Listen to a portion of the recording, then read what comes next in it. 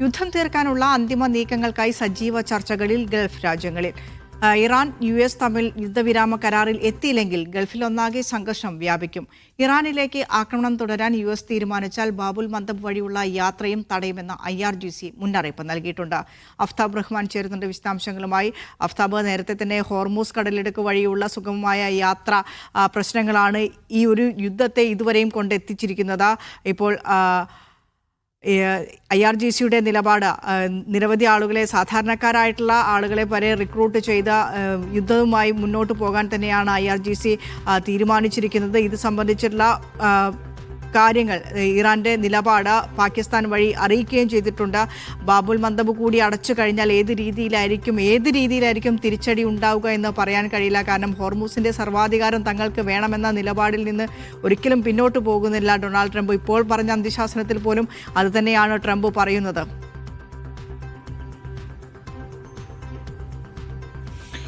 വിനിഷ, തീർച്ചയായിട്ടും ഇപ്പോൾ ട്രംപിന്റെ വാർത്താ സമ്മേളനം അല്പം മുമ്പാണ് അവസാനിച്ചത്. അതിൽ അദ്ദേഹം ചില സുപ്രധാന കാര്യങ്ങൾ പറഞ്ഞു വെച്ചിട്ടുണ്ട്. അതിന് തൊട്ടു പിന്നാലെ US പ്രതിരോധ സെക്രട്ടറി ഹെഗ്സിന്റെ വാർത്താ സമ്മേളനവും ഇപ്പോൾ നടന്നുകൊണ്ടിരിക്കുകയാണ്. അതിൽ അവർ പറഞ്ഞിരിക്കുന്നത്, ഇന്ന് ഈ യുദ്ധം ആരംഭിച്ച ശേഷമുള്ള ഏറ്റവും കനത്ത ആക്രമണം ഇറാനിൽ നടക്കാൻ പോകുന്ന ദിവസമാണ്. അത് ഈ വരും മിനിറ്റുകൾക്കകം ആ ആക്രമണം ആരംഭിക്കുമെന്നുള്ളതാണ് അവർ പറഞ്ഞിരിക്കുന്നത്.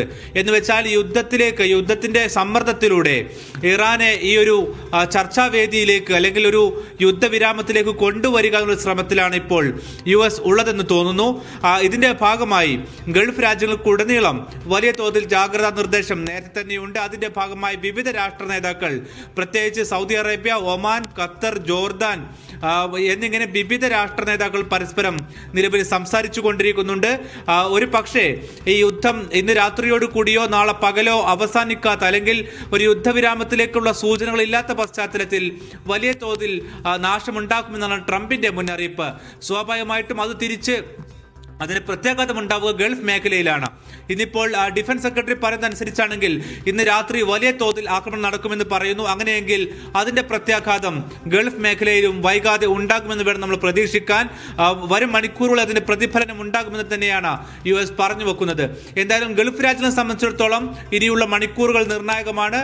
അവരുടെ രാഷ്ട്ര നേതാക്കൾ ഈ യുദ്ധവിരാമത്തിലേക്ക് കാര്യങ്ങൾ പോകുവാനുള്ള ശ്രമങ്ങളാണ് ഒരു വശത്ത് നടത്തിക്കൊണ്ടിരിക്കുന്നത്. അതേസമയം തന്നെ ഇതിൽ കനത്ത ആക്രമണം ഏറ്റുവാങ്ങിയ ഗൾഫ് രാജ്യങ്ങളാകട്ടെ ഇറാന് കനത്ത പ്രഹരം ഏൽപ്പിച്ചുകൊണ്ട് മാത്രമേ യുദ്ധം അവസാനിപ്പിക്കാവൂ എന്നൊരു നിലപാടിൽ കൂടി നിലനിൽക്കുന്നുമുണ്ട്. ഏതായിരുന്നാലും വരും മണിക്കൂറുകളിൽ എന്തായാലും ഈ യുദ്ധത്തിന്റെ അവസാനമാണോ അതല്ല കൂടുതൽ വ്യാപകമാകുന്ന യുദ്ധത്തിലേക്കാണോ പോകുന്നതെന്ന് സംബന്ധിച്ചുള്ള ഒരു നിർണായകമായിട്ടുള്ള ഒരു ദിശയിലേക്കാണ് കാര്യങ്ങൾ പോകുന്നത്. ഒരു പക്ഷേ ഈ ഒരു ഹോർമൂസ് വിഷയത്തിൽ വിട്ടുവീഴ്ച നൽകാതെ ഇറാൻ മുന്നോട്ട് പോവുകയാണെങ്കിൽ, ഒരു പക്ഷേ US സമാനമായ രീതിയിൽ പോവുകയാണെങ്കിൽ അടുത്തതായി പ്രത്യാഘാതം ഉണ്ടാകാൻ പോകുന്ന മേഖല ചെങ്കടൽ മേഖലയാണ്. ഇപ്പോൾ കുവൈത്തും ഒപ്പം തന്നെ ഖത്തറും ഒഴിച്ചു നിർത്തിയാൽ UAEക്കും സൗദി അറേബ്യക്കും ഇപ്പോൾ കരമാർഗം ചരക്കുകൾ എത്തിക്കുവാൻ ബദൽ മാർഗങ്ങളുണ്ട്. അത് കടന്നു പോകുന്നത് പ്രധാനമായും ചെങ്കടൽ മേഖല വഴിയാണ്. അതുകൂടി അടഞ്ഞു കഴിഞ്ഞാൽ സ്വാഭാവികമായിട്ടും ദിവസങ്ങൾ എടുത്തു വേണ്ടി വരും ചരക്കുകൾ എത്തിക്കാൻ. അതുകൊണ്ട് തന്നെ അതിന്റെ പ്രത്യാഘാതവും വിപണിയിൽ വലുതായിരിക്കും. ഏതായിരുന്നാലും ഗുണകരമാകുന്ന തരത്തിലല്ല ഇപ്പോഴുള്ള US പ്രതികരണങ്ങൾ വരുന്നത്. അതിനോട് ഇറാന്റെ പ്രതികരണം എന്തായിരിക്കും എന്നുള്ളതാണ് എല്ലാവരും ഒറ്റുനോക്കുന്നത്. ഇന്നിപ്പോൾ പാർസ് എണ്ണപ്പാടത്ത് വീണ്ടും ആക്രമണം നടന്നിട്ടുണ്ട്. കഴിഞ്ഞ തവണ നമുക്കറിയാം ഇതേ രൂപത്തിൽ ആക്രമണം നടന്നപ്പോൾ ഖത്തറിന്റെ എണ്ണപ്പാടത്താണ് ഇറാൻ തിരിച്ച് ആക്രമണം നടത്തിയത്. ഇതിന്റെ ഒരു പശ്ചാത്തലത്തിൽ ഇന്നിപ്പോൾ ഖത്തറും ഇറാൻ പരസ്പരം സംസാരിച്ചതായിട്ടുള്ള റിപ്പോർട്ടുകൾ അല്പം മുമ്പ് അൽ ജസീറ ഉൾപ്പെടെയുള്ള മാധ്യമങ്ങൾ റിപ്പോർട്ട് ചെയ്യുന്നുണ്ട്. ഏതായാലും ഗൾഫ് രാജ്യങ്ങൾ ജാഗ്രതയിലാണ്. വരും മണിക്കൂറുകളിൽ US നീക്കം എന്തായിരിക്കുമെന്നതിനെ ആശ്രയിച്ചായിരിക്കും സ്വാഭാവികമായിട്ടും ഇറാന്റെ പ്രതികരണം കൂടുതലായിട്ടുണ്ടാവുക. വിനിഷ.